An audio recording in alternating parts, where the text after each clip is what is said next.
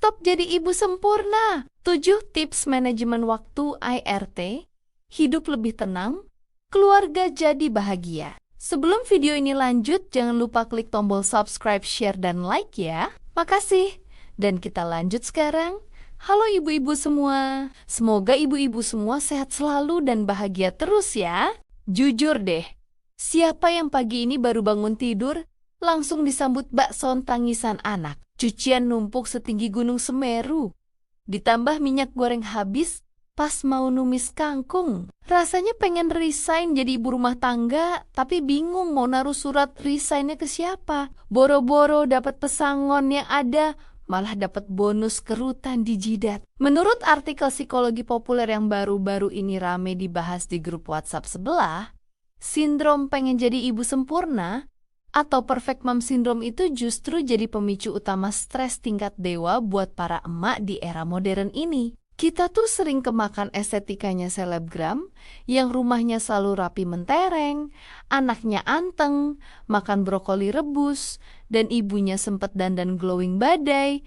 Padahal realitanya di balik kamera mungkin mereka punya pasukan asisten rumah tangga yang siap sedia lahir batin. Makanya video ini penting banget buat kita bahas bareng. Biar kita stop menyiksa diri sendiri demi predikat ibu sempurna yang sebenarnya cuma mitos belaka.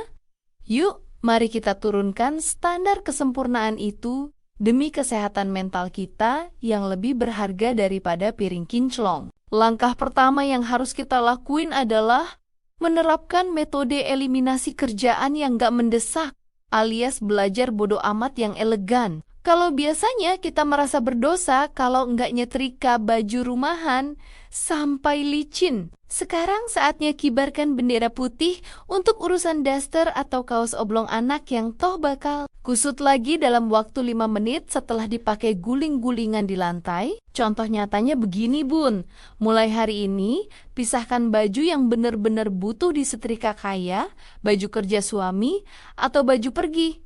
Sisanya cukup dilipat rapi, langsung masuk lemari. Percaya deh, kuota waktu 2 jam yang biasa dipakai buat nyetrika daster bolong itu bisa kita pakai buat rebahan atau sekadar maskeran sambil dengerin lagu pop kesukaan kita. Cara kedua adalah dengan menyusun skala prioritas harian yang fleksibel, bukan jadwal kaku mirip jadwal pelajaran anak sekolah dasar yang bikin pusing 7 keliling. Jangan pernah bikin target muluk-muluk harus selesai masak 3 menu, bersihin kulkas, sekaligus mandiin kucing dalam satu waktu yang sama karena kita ini Wonder Woman gadungan yang juga butuh napas. Contoh logisnya, pilih maksimal 2 pekerjaan besar saja dalam sehari. Misalnya hari Senin jadwalnya khusus nyuci spray, maka hari Selasa baru jadwalnya bersihin kamar mandi.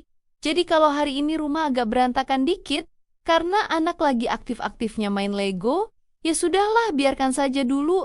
Toh rumah itu tempat tinggal manusia, bukan museum purbakala yang harus steril setiap saat. Tips ketiga yang gak kalah krusial adalah dengan melakukan delegasi tugas alias melibatkan pak suami dan anak-anak dalam sirkus rumah tangga kita. Jangan semua-semua dipikul sendiri, sampai pinggang rasanya mau copot. Pasrah aja kalau suami bantu nyuci piring, tapi hasilnya agak berminyak dikit. Atau anak bantu jemur baju, tapi posisinya kebalik semua. Contoh reletnya, kasih tugas yang simpel buat anak sebelum mereka main gadget, seperti masukin mainan ke kontainer atau taruh baju kotor ke keranjang. Intinya kita harus tega dan tega demi melatih kemandirian mereka, sekaligus mengurangi beban kerjaan kita yang sudah seukuran gajah bengkak. Langkah keempat yaitu memanfaatkan teknologi modern penunjang kehidupan emak-emak secara maksimal tanpa perlu merasa bersalah sama sekali. Kalau ada rezeki lebih, jangan ragu buat investasi di alat-alat yang bisa meringankan beban kita, seperti mesin cuci otomatis sekali, pencet langsung kering, atau blender bumbu masakan biar tangan kita nggak bau bawang seharian akibat ngulek manual. Contoh real yang paling sering menyelamatkan kewarasan adalah stok bumbu dasar siap pakai di kulkas, atau sesekali beli lauk matang di warung sebelah pas kita lagi capek banget.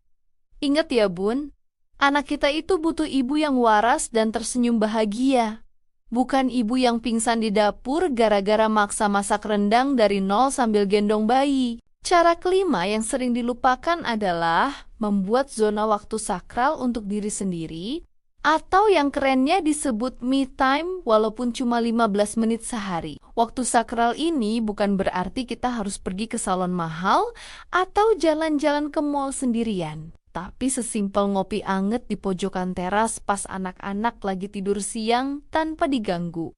Pertanyaan bapaknya tentang keberadaan kaos kaki hitamnya yang hilang entah kemana. Contoh konkretnya, komunikasikan sama suami kalau jam 1 siang sampai jam 1:15 adalah waktu terlarang untuk diganggu. Biar kita bisa nonton video lucu atau sekadar merenungi nasib kenapa harga cabai semakin meroket tajam. Padahal pendapatan suami rasanya segitu-gitu aja. Tips keenam adalah dengan mengelompokkan tugas-tugas sejenis atau metode batching task, biar fokus kita nggak gampang buyar kemana-mana. Masalah kita sebagai ibu-ibu adalah seringkali pengen serba cepat tapi malah berakhir berantakan semua. Contohnya lagi numis bawang ditinggal buat jemur baju terus lari lagi ke dapur karena bau gosong sambil tangan satu lagi megang kemoceng. Contoh logis yang benar adalah dedikasikan 30 menit fokus hanya di dapur untuk urusan potong-potong sayur dan masak sampai selesai. Setelah dapur rapi baru pindah fokus ke urusan cucian baju. Dengan begitu pikiran kita nggak bakal bercabang. Kayak ranting pohon beringin yang bikin emosi gampang meledak. Langkah terakhir yang ketujuh adalah berani bilang tidak pada hal-hal eksternal yang sekiranya cuma menambah beban pikiran dan kuota waktu kita secara sia-sia. Kadang kita ini tipe emak-emak yang gak enakan. Ada ajakan arisan komplek tetangga sebelah kita jabanin. Ada tugas jadi pengurus komite sekolah yang ribet kita terima. Padahal urusan domestik rumah sendiri aja sudah bikin kita megap-megap kurang oksigen. Contoh nyatanya, mulai sekarang sortir undangan atau kegiatan yang benar-benar membawa manfaat positif saja. Kalau sekiranya acara tersebut cuma jadi ajang pamer perhiasan emas atau pamer pencapaian anak yang bikin kita insecure, mending kita tolak dengan halus, lalu pakai waktunya buat tidur siang bareng anak tercinta di kamar yang adem. Kesimpulan dari obrolan panjang kita kali ini adalah, yuk kita mulai berkaca dan sedikit otokritik ke dalam diri kita masing-masing yang selama ini mungkin terlalu keras mengejar kesempurnaan yang semu. Kita seringkali merasa gagal jadi ibu hanya karena rumah berantakan, atau anak lebih milih makan telur ceplok daripada masakan sehat 4, sehat 5 sempurna yang sudah kita masak setengah mati sampai keringetan. Mari kita renungkan bersama.